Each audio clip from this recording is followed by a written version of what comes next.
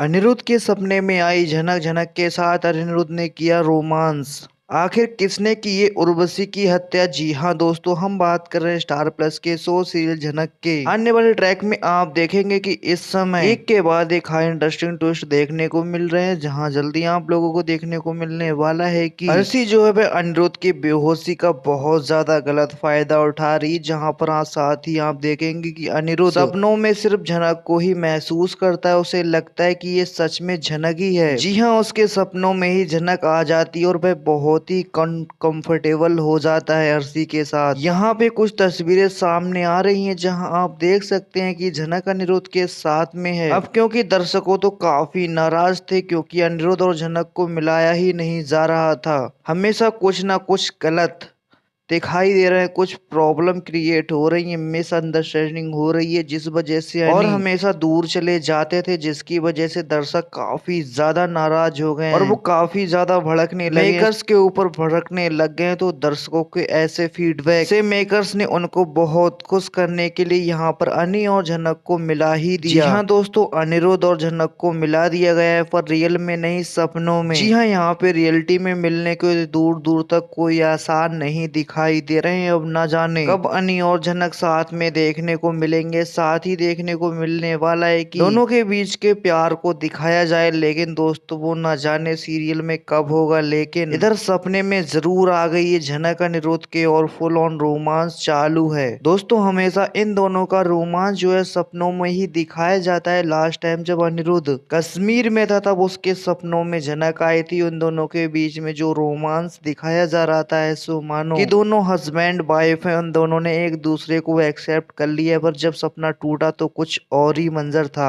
और सेम यहाँ पर भी झनक जो है अपने सपनों में जा चुकी है, और आंखें खुलेंगी तो कुछ और ही माहौल होगा। तो यहाँ पर झनक जो है अनिरुद्ध के सपनों में आई, और इन दोनों के बीच जो रोमांस दिखाया जा रहा है, क्या आपको पसंद आ रहा है? तो आप क्या चाहते हैं इन दोनों के बीच जो रोमांस है, लव स्टोरी है, बस सिर्फ सपनों में ही रहे या हकीकत भी हो? हाँ, दूसरी तरफ दोस्तों आप देखने वाले हैं कि नूतन अपने पापा के साथ बैठकर डिस्कशन कर रही है सृष्टि मुखर्जी के बारे में। यहाँ उसके पापा बता दें कि सृष्टि मुखर्जी ने बहुत ही गलत काम किया है। बातों ही बातों में बृजभूषण एक सवाल पूछ लेता है झनक से, जिससे एक नई बात सामने आ जाती है। बृजभूषण झनक से पूछते हैं, एक बात बताओ, अनिरुद्ध ने किस आदमी से तुम्हारी रक्षा की थी? मतलब वो आदमी कौन था जो तुम्हें मारना चाहता था और अनिरुद्ध ने आकर तुम्हें बचाया था? यहाँ पे बड़े ही गुस्से में झनक जो है उस आदमी का नाम लेती है, यानी तेजस का नाम लेती है। तो दोस्तों तेजस का नाम लेते ही बृजभूषण बहुत ज्यादा शौक में हो जाते हैं, उसे बड़ी बेचैनी भी होने लग जाती है और उसे कुछ याद आने लग जाता है। फिर एंड में उसे याद आता है कि ये वही तेजस है जो सृष्टि का चेला है। यहाँ पे उसके पापा जी कहते हैं, इसका नाम तो मैंने सुना हुआ है। अब झनक भी बड़ी क्यूरियस हो जाती है कि आप कैसे तेजस को जानते, क्या उसने आपके साथ भी कुछ गलत किया है? बृजभूषण यहाँ कहते हैं कि हाँ बेटा, जो सृष्टि मुखर्जी है ना, कोई साधारण औरत नहीं है, बड़ी खतरनाक है, और वो इसके जो घटिया काम होते हैं ना, वो तेजस के थ्रू ही करवाती है। अब तेजस तो इन सब चीजों में बहुत ज्यादा माहिर है, वो नेता है, इसका इतना ही पावर है, बड़े ही आसानी से ऐसे घटिया करके बच सकता है। सृष्टि मुखर्जी को भी वह आराम से बचा सकता है। दोस्तों यहाँ पे अचानक से झनक के मन में भी ये सवाल आता है कि शायद मेरी माँ को भी इन लोगों ने ही मारा है। वैसे तो दुनिया ये कहती है कि उन्होंने खुदकुशी की है, लेकिन यहाँ पर मुझे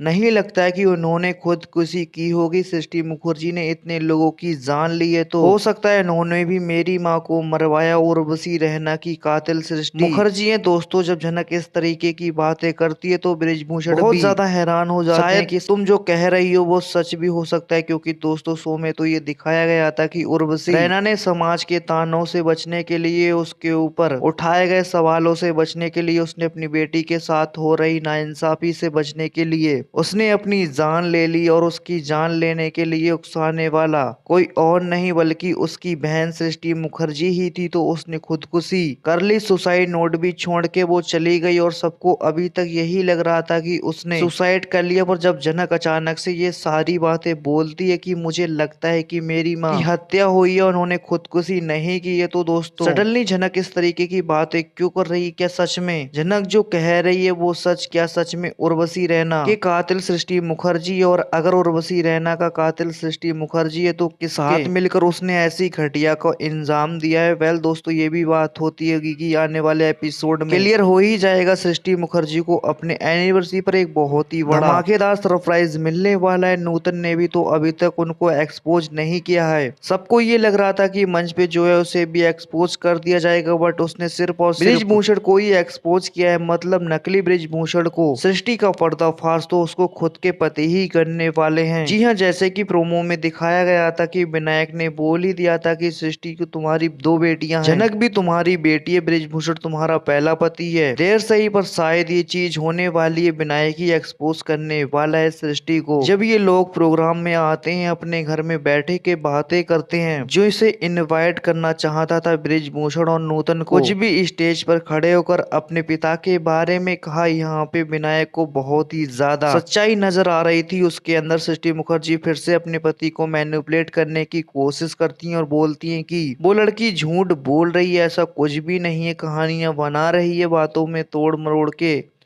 रिप्रेजेंट कर रही है। लेकिन विनायक जो है अपनी बातों पे अड़ जाता है। उन्हें लगता है कि नूतन बिल्कुल सच है, शायद हो सकता है सच में उनके पिता के साथ धोखा हुआ हो। तो दोस्तों, मैं यही चाहता हूँ कि जो कुछ भी उसने छीना गया हो उन्हें वापस मिल जाए। लेकिन मैं उन्हें बुलाना चाहता हूँ हमारी एनिवर्सरी पार्टी पे। जैसे ही विनायक ये बात कहते हैं, सृष्टि को अच्छा बिल्कुल भी नहीं लगता है, क्योंकि अब दोबारा शक्ल नहीं देखना चाहती है ब्रिजभूषण और नूतन का कि उन्हें मरवाने की प्लानिंग वो पहले से ही कुलभूषण के साथ कर रही है। और साथ ही दोस्तों, आप ये बात भी देख रहे होंगे कि ब्रिजभूषण जब अपनी बेटी से बात करता है हमेशा मरने की बात करता है, मतलब बात में मरने की बात कर, जैसे उसे आशंका हो चुकी है कि कोई उसे मारने की कोशिश करने वाला है। किसी ने बहुत गहरी साजिश सब रच रखी है उसको जान से मारने की। लेकिन सृष्टि ने तो बहुत गहरी साजिश रची हुई है उसे मारने की, पर वो कब कैसे किधर मारेगी ये देखना भी काफी ज्यादा दिलचस्प होगा। और ब्रिजभूषण जो है उनको अपने मरने का कोई डर नहीं है, लेकिन वो जनक को बहुत ज्यादा स्ट्रॉन्ग बनाकर जाना चाहते हैं। नूतन यहाँ पर बार बार नाराज होती है जब भी उसके पिता मरने की बात करते हैं, क्योंकि इतने टाइम के बाद उसके पिता मिले हैं, वे वापस खोना बिल्कुल भी नहीं चाहती है। और वो ब्रिजभूषण को डांट भी देती है कि आप क्यों बार बार मरने की बात करते हैं, आपको कोई मुझसे नहीं छीन सकता है, और जो आप पे जो अटैक करने की कोशिश करेगा मैं उसे बिल्कुल भी नहीं छोड़ूंगी। आप मुझे बहुत टाइम बाद मिले पापा, आप प्लीज जान से मरने की बात मत कीजिए, हमेशा आपका ख्याल रखूंगी, हम हमेशा आपके साथ में रहेंगे। मैंने अपनी जिंदगी बहुत ही अकेले काट ली है, काफी तरसी हूँ पिता के प्यार के लिए, अब मुझे इतने टाइम बाद भगवान ने ये खुशनसीबी दी है, तो आप प्लीज ऐसी बातें करके मुझे नर्वस मत कीजिए। यहाँ ब्रिजभूषण भी हाथ जोड़कर सॉरी कहते हैं जनक से कि ठीक है, मैं ऐसी बातें बिल्कुल भी नहीं करूंगा। दोस्तों, ब्रिजभूषण ऐसी बातें करें या ना करें, मौत का खतरा तो उसके ऊपर मंडरा ही रहा है कि जब से यहाँ पर नूतन ने एक्सपोज किया है स्टेज पर कुलभूषण को। कोर्ट केस तो उसका चल ही रहा है, तब से सृष्टि मुखर्जी काफी ज्यादा घबराई हुई है, कुलभूषण भी काफी घबराए हुआ है, मतलब किसी भी समय उन लोगों का पर्दाफाश हो सकता है। इन मुसीबती को अपने रास्ते से हटाने के लिए ये लोग किसी भी हद तक गुजरने को बिल्कुल तैयार हैं। 20-25 साल पहले सृष्टि मुखर्जी ने जो घटिया काम किया था, मतलब ब्रिजभूषण जान से मरवा दिया था, ऑलमोस्ट पर बच गए थे वो। यहाँ पर अलग बात तो दोबारा ऐसा ही कुछ अटेम्प्ट करने वाली है। बेल यहाँ पे सृष्टि अपने नापाक इरादों को सक्सेसफुल होगी या नहीं, आपकी क्या राय है हमें कमेंट बॉक्स में जरूर बताएं दोस्तों। साथ ही जनक ने जो कहा था कि मेरी माँ का कातिल, मतलब मेरी माँ ने सुसाइड नहीं किया है, उनकी जान ली गई थी, आपको क्या लगता है ये कितनी सच्चाई आ रही है? जो आपकी राय हमें कॉमेंट करके जरूर बताएं। साथ ही वीडियो को लाइक, चैनल को सब्सक्राइब कर लें दोस्तों।